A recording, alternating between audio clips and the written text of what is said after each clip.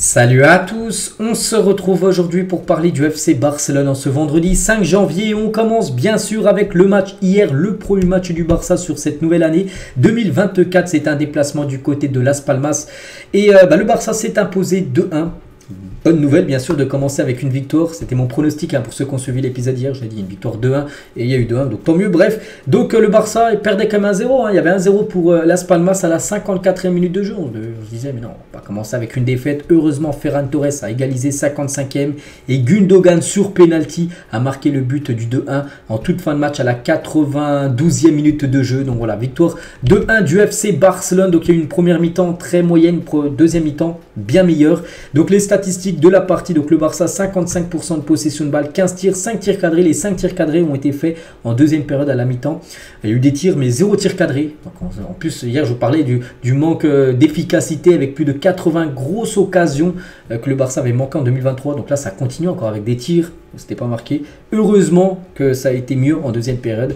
Donc voilà, tout d'abord les statistiques de cette partie. Et niveau classement ça donne quoi? Donc le Barça avec cette victoire est maintenant seul troisième, parce qu'avant il y avait Bilbao qui était au même niveau et l'Atlético Madrid. Bref, le Barça troisième, 41 points, donc 7 points de retard sur Gérone et le Real Madrid. Donc c'est pour ça que c'était obligatoire de s'imposer pour rester au contact des deux premiers. Donc il y a toujours 7 points d'écart. C'est vrai que ça fait beaucoup, mais voilà, tu peux rattraper 7 points. Donc là on est en plein milieu de la saison, 19 journées, en tout il y en a 38. Donc voilà, là on a joué tous les matchs de la phase aller. Maintenant on va passer et basculer sur les matchs de la phase retour. Et voilà. On continue les gars, regardez les deux unes aujourd'hui. Donc s'accrocher à la Liga en une du journal Sport et la une journal Mundo Deportivo. Donc une victoire vitale. C'est vrai que même à nul les gars, ça n'a pas du tout été bon. Il fallait gagner et il y a eu la victoire, c'est bien ça le plus important. Et c'est vrai que là, comme j'ai dit, on est en plein milieu de la saison. Et si on regarde par rapport aux 5 dernières saisons, après 19 matchs joués, donc en plein milieu de saison, donc le nombre de points, donc là 41, c'est que ça c'est bien moins, bien on va dire que la saison dernière, parce que la saison dernière il y avait 50 points. À la moitié de la saison, donc 9 points de plus saison dernière.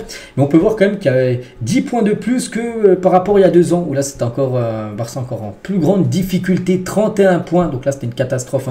Il y avait eu 37 et 40. Il y avait seulement en gros la saison dernière où il y avait eu plus de points pris et le Barça avait fini champion. Donc là pour vous dire en gros cette mi-saison c'est plutôt pas mal. C'est vrai que même si le Barça est troisième à 7 points des deux premiers, c'est surtout que les deux premiers, le Real et Gérone, eux, ils ont beaucoup gagné. Mais pour l'instant le Barça est dans ses standards, on peut dire, par rapport à une mi-saison. Donc voilà, si on regarde sur les 5 dernières années, c'est plutôt bon, on va dire, cette mi-saison. Et là, c'est avec le Barça, mais aussi tous les autres clubs de Liga. Et regardez les buts marqués en Liga de la phase aller des 7 dernières années. Donc là, il y a en gros plus de 507 buts. Donc on peut voir que c'est quasiment une mi-saison. Il y a eu beaucoup de buts inscrits. Par exemple, la saison dernière, la moitié de la saison, il y avait 452 buts. Donc là, il y a à peu près 50 buts de plus inscrits par tous les clubs de Liga. Il y a le Barça pris en compte, mais aussi toutes les autres équipes. Donc il y a seulement 2017-2018 où il y avait seulement un but de plus qui avait été inscrit à la mi-saison que là cette saison 2023-2024. Nous on revient les gars sur le match bien sûr et Xavi. Nous avons manqué de qualité en première période. En deuxième mi-temps nous avons montré du caractère et dominé. La victoire est méritée et importante. Victor Roque a bien pris l'espace, il s'adaptera bien. On va parler bien sûr de tout ce qu'il a pu dire. Et tout d'abord déjà là ce que j'ai pu voir les gars, regardez ce qu'il a dit à l'arbitre durant le match. Bon, vous pouvez lire, bon, je vais pas le dire, voilà, vous savez lire, donc voilà, c'est fort, il a un petit peu disjoncté, on va pas se mentir, Xavi.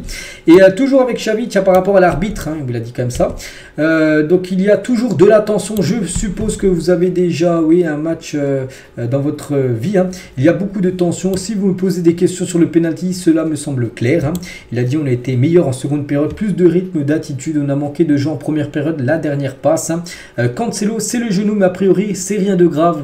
Rien de grave par rapport à une blessure, parce que ça c'est quand même le coup dur de la soirée.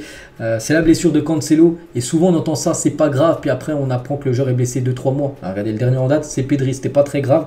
Regardez, il a même pas joué hier. Donc on reparlera tout à l'heure de Cancelo. On a été meilleur que contre Almeria. À la mi-temps, j'ai dit aux joueurs que s'ils faisaient ce qu'ils devaient faire, nous gagnerons 3-1. Vous faites toujours des hypothèses de manière négative, ça me fait rire, on a gagné, alors pourquoi faites-vous l'hypothèse de si nous étions à 10 points? Cela me semble une question absurde, parce qu'il était très énervé par rapport aux journalistes. Toujours avec Xavi, on mérite plus de respect, on est les champions en titre. J'ai dit, il était plutôt énervé hier, alors la conférence de presse ou même pendant le match, parce qu'on a pu voir ce qu'il a dit à l'arbitre. Bien sûr, nous pouvons gagner le championnat, tout est très égal et les matchs se décident par des détails. Gérone gagne à la dernière seconde, Madrid gagne sur un corner à la 80e minute, nous gagnons à la dernière minute, c'est vrai. Je me souviens d'une très bonne passe à Sergi Roberto qui était la seule opportunité en première période. La deuxième mi-temps a été très bonne. Nous avons été très bons et avons récupéré les ballons avec une très bonne intensité. Mais le problème, parce que ça a été encore le cas hier et ça a été le cas beaucoup de fois cette saison, c'est qu'un match ne se joue pas seulement sur une mi-temps. Parce que souvent, c'est vrai que c'est les deuxièmes mi-temps qui sont bonnes du côté du Barça.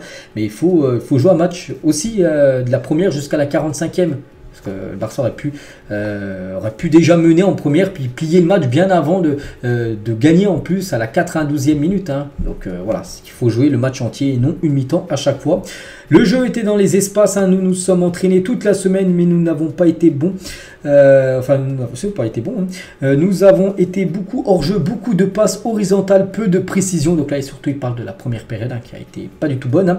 Lewandowski a été remplacé parce qu'aujourd'hui, nous avions besoin d'attaquants qui attaquent derrière la défense comme Victor Roque ou Ferran Torres. Les joueurs doivent comprendre qu'il y a beaucoup de compétition, mais il y aura des minutes pour tous. On n'a pas été bon la dernière passe, il y avait beaucoup d'espace dans leur dos, mais on ne l'a pas fait. Bien sûr que c'est penalty, il n'y a même pas un doute sur le penalty en toute fin de match. Ils jouent avec leur ligne défensive très haut sur le terrain, donc c'était un match pour attaquer les espaces derrière la défense. Victor Roque a porté, il a de l'énergie et il nous a donné cela en fin de match. Et la blessure de Cancelo, bon voilà, il est revenu sur c'était pas très grave. Et voilà, pour revenir les gars sur cette conférence de presse, on avait l'impression qu'il était très énervé. Xavi, donc un journaliste qui était présent à la conférence de presse, l'a dit, la conférence de presse de Xavi a été très tendue. Xavi était agacé et s'est comporté de manière très défensive avec les journalistes. Il n'a pas aimé les questions ciblées remettant en question la forme de l'équipe. La réalité est que le Barça joue très mal et Xavi ne l'admet pas, il ne le voit pas. Bon, c'est le journaliste qui a dit ça. Donc voilà. Par rapport à la situation actuellement de Xavi avec les journalistes, tout ça, c'est très tendu. Actuellement, on a pu le voir hier à la fin de la rencontre. On continue bien sûr sur ce match, c'est pas fini. Donc tout d'abord, l'homme du match, et c'est lui, c'est Ferran Torres. N'oubliez pas qu'il a été buteur, c'est lui qui a marqué le but de l'égalisation qui a permis comeback, on peut dire, de l'équipe. Et Ferran Torres marque le premier but de l'année 2024 côté FC Barcelone. Donc l'année dernière, c'était Araujo qui avait marqué le premier but de l'année 2023. Luc de Jong avait marqué le premier but de l'année 2022. Frankie de Jong avait marqué le premier but de l'année 2021. Luis Suarez en 2020 et Messi l'avait fait en 2019. Voilà, donc là, celui qui sera noté premier but, c'est Ferran Torres pour cette année 2024. Et Ferran Torres, il a dit, nous avions le contrôle, nous avons manqué de timing dans les passes. Le meilleur, c'est que nous avons pris les 3 points. Bien sûr, c'était très important. C'est bien pour l'équipe d'avoir de la concurrence devant. Et je pense que le penalty était clair, bien sûr, parce qu'il y en a qui disent qu'il n'y a pas péno, il y en a qui disent qu'il y a penalty. Il y a bien sûr penalty et logiquement bien sûr le penalty était sifflé et converti bien sûr par ce joueur les gars, Gundogan, parce qu'il faut le marquer quand même ce penalty, parce qu'un penalty, croyez pas qu'à chaque fois c'est but à coup sûr. On sait que des fois il y a des arrêts de gardien, des fois même les joueurs tremblent au moment de tirer et puis ils tirent à côté. Donc là il n'y a pas eu de tremblement, il a bien mis ce ballon au fond des filets. Et le Barça les gars, c'est vrai que cette saison il a marqué pas mal de buts en fin de match. Le Barça a cumulé un total de 17 points cette saison grâce à des buts tardifs, on va dire dans les 10 dernières minutes. Donc là c'était même dans les 5 dernières, c'est même dans le temps additionnel. Et par exemple tiens, 4 buts en fin de match ont apporté 12 points, un but de Cancelo, de Ferran Torres ou même de Araujo qu'on marqué également dans des temps additionnels cette saison et qui ont permis tout simplement de prendre des points qui seront très importants bien sûr pour la fin de la saison. Donc se battre jusqu'au bout, et même si des fois tu penses que c'est pas possible, si des fois il y a moyen de marquer un but en toute fin de rencontre. Donc voilà, Gundogan bien sûr et la joie après son but inscrit en toute fin de match. On va parler aussi de Frankie de Jong. Quel match comme d'habitude de Frankie, donc il a joué le match entier, 65 passes réussies sur 72 tentées, il y a un pourcentage de passes de 90%, 100% de dribbles réussis, 6 longs ballons réussis sur 10 tentés, 13 sur 13 de duels gagnés, c'est incroyable 0 fois dribblé, genre le mieux noté sur Footmob ou SofaScore, c'est les applications en gros.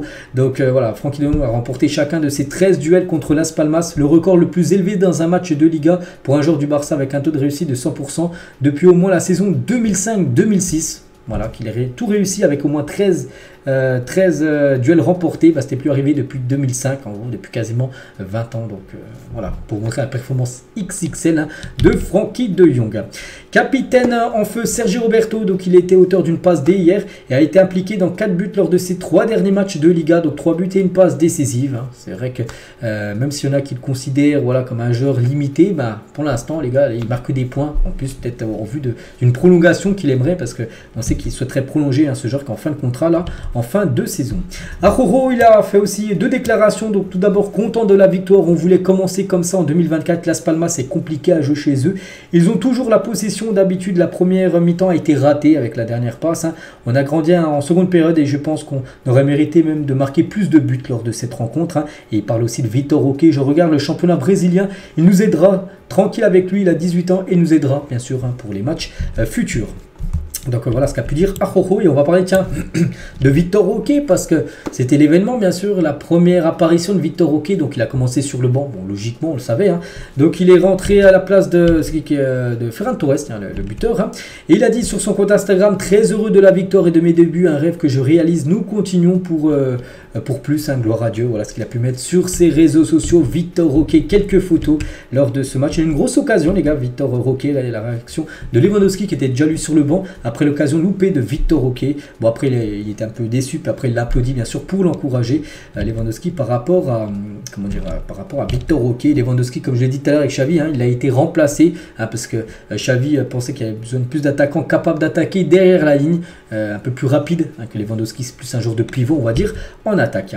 On va parler du coup dur, c'est Cancelo. Cancelo au bout de 10 minutes de jeu, blessure, et voilà, chaque match on sait qu'il y a un joueur qui se blesse. Je ne vais pas tous les citer, les joueurs qui ont été blessés du côté du Barça cette saison, mais ça fait beaucoup. Et quand tu vois des déclarations comme ça, la blessure de Cancelo ne semble pas grave, il faut arrêter de dire ça. Il faut dire que il aurait dû dire à la fin de la conférence de presse, quand ça a été question sur Cancelo, dire on ne sait pas. Tant qu'on ne sait pas, on ne dit rien. C'est vrai qu'on saura quand l'IRM, le scanner sera passé, parce que souvent on entend que c'est pas grave, puis après on apprend que les joueurs sont blessés pendant pas mal de temps, et tout indique que Cancelo va manquer la Super Coupe. Il souffre d'une entorse, donc voilà, c'est pas grave, mais bon, une entorse c'est quand même plutôt grave. Enfin, ce serait quasiment moins un mois. Et voilà. Pour moi, quand c'est pas grave, c'est dire qu'il est prêt à jouer déjà le prochain match. Non, là, il sera pas prêt à jouer déjà le prochain match de Coupe du Roi, et aussi la Super Coupe d'Espagne où il pourrait être forfait. Cancelo. Lamine Yamal avec les passes qui ont provoqué le penalty, celle qui a conduit à l'énorme occasion de Vitor Roque. Il est rentré en cours de jeu. Lamine Yamal, il a fait des belles ouvertures qu'aurait pu permettre. Bon, alors ça bien sûr. Enfin, lui, il a fait bien sûr les passes qu'il fallait. Après, c'est la finition qui n'a pas été réalisée bien sûr par ses coéquipiers. Et on finit les gars, sa dernière photo du jour. Voilà, juste par rapport au programme, parce que Las Palmas, on en a parlé là pendant 12 minutes. Maintenant, le prochain les gars, c'est dimanche soir contre Barbastro. C'est une équipe, je ne sais pas trop, 4e division. Donc ça sera de la Coupe du Roi. Donc on pense que Xavi va faire tourner. Alors surtout qu'il y a la Super Coupe là jeudi prochain contre Osasuna. Donc il y aura pas mal de changements. Peut-être pourquoi pas voir Vitor Roque titulaire. C'est fort possible les gars ce match. Donc on en reparlera demain et surtout après-demain de ce match. Puis après j'ai dit Osasuna jeudi prochain. Puis après ça sera le Betis à Séville. Voilà, c'est le prochain match de Liga. Donc voilà tout ce qu'il y a à dire aujourd'hui. J'espère que ça vous a plu. Je vous souhaite une bonne journée. On se retrouve nous demain samedi. À demain.